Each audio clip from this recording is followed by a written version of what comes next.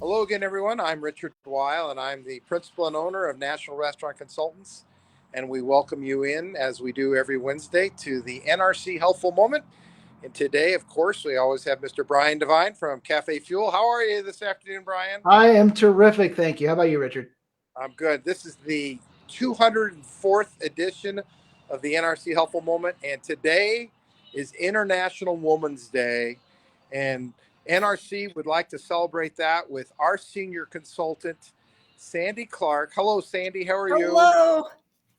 Sandy has been on the NRC Helpful Moment probably a good half dozen times or so. But more importantly, what I wanted to do today is allow Sandy the opportunity to share a little bit. She has broken glass ceilings in her career on several occasions in terms of being one of the first women in food service distribution to be a president of a major food service distributor, to be a food service distributor sales rep in a major market like Denver, Colorado. And she has broken through the glass ceilings many, many times. And she is a very accomplished executive, a very accomplished person, and a wonderful friend. But as a woman, she has experienced some of the things that many, many women have in terms of barricades and things that deter women from advancing. But I want to congratulate Sandy for all of her years and success, and talk to us a little bit about how you went about dealing with some of those obstacles that you dealt with over the years, Sandy. Thank you, Richard. So I started out with my degree in hotel and restaurant management and hit the road. And my first job after college, I was the kitchen manager at a 450-bed hospital here in Denver, Colorado. And I quickly determined that my food salesman was having more fun than I was. And so for the rest of my career, I took this big detour into food service distribution. I started in sales. I called the general manager of the company that was selling my hospital, and he told me he wasn't hiring. And then 2 days later, called back and said, I just realized you're that girl who looks like my daughter, Leslie. Come on in. There's a lot of luck that goes into some things. He sat me at a customer service desk for a year and a half. I hated it, hated it, hated it. But the good news was that when he finally put me out onto the street to call on customers physically, I was more than ready. I knew what I was doing. I knew our products. I headed off and met my new district sales manager for my first day on the street, who told me, I told Fritz I never wanted another woman, but he told me I have to work with you. And that's how we started. He then gave me some really good advice. And he said, 80% of this job is showing up and showing up consistently. And that was true. One of the things I learned early on that's true in food service distribution and in restaurant work is it's hard work. It's a career that rewards hard work. And if you're willing to put that work in, it will pay off. So I then progressed into national accounts and got to call on some large chains over the years, and was working for Richard when he promoted me to a district sales manager. And that was my opening into management in food service. It could be a heck of a lot of fun, but there weren't a lot of us women out there at that point in time. And we've all heard the reasons. We have to leave to have children. We can be temperamental, all of that kind of thing. But I will tell you that my sisters in food service distribution selling with me at the time, there was Mary, Michael, and Beth.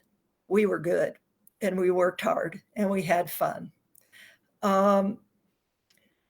So over the years, I found that patience does kind of pay off. A lot of the male DSMs were really, really eager to take opportunities as VPs of sales around the country. And once more, even though I didn't like it, I had a lot of time where I got to learn what I needed to do. And when the Plum vice president of sales job opened in Denver, they had all taken other jobs, other places. And so that was my entree into the so-called C-suite. Over the years, I spent 20 years at Performance Food Service here in Denver. Some know it as Roma, as the market president. And those were great years. But one of the things I quickly learned is the buck has to stop at my desk. And there are a lot of things that you need to just let roll over you. You can't take up every single battle, but there are a lot of battles you can take up that are fulfilling.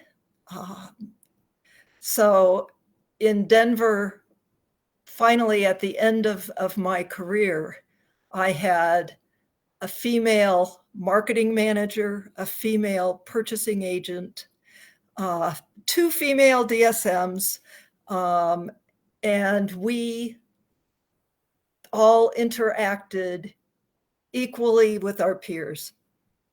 So food service, once again, it's a fun career. It's a career that you can't hide anything. It's all, everybody knows everything about food. And so it was great for me. So one of the things that is so amazing about Sandy is she always, and still to this day, she puts her foot forward as herself, as her own experiences and professionalism, and she doesn't wear a chip on her shoulder. She certainly has had to deal with some of that, both with male counterparts or even female. Yeah. What advice would you give to some of our other younger audience today, younger women particularly, who are in the food service and hospitality industry, in terms of, other than patience, let things roll over you? Is there anything else that you might throw out their way? Don't be afraid to be bold. Put in the extra hours initially in your career. It'll pay off. Yeah. And just so we know, Sandy is a mom of 2, although her children are all now grown adults. Yes. But she raised 2 children in the industry as a working mom. And so it work-life balance, I guess, is another thing that you discovered as well, right, Sandy? Yeah, it helps to have a spouse who embraces your career as well. I was fortunate with that. Yeah.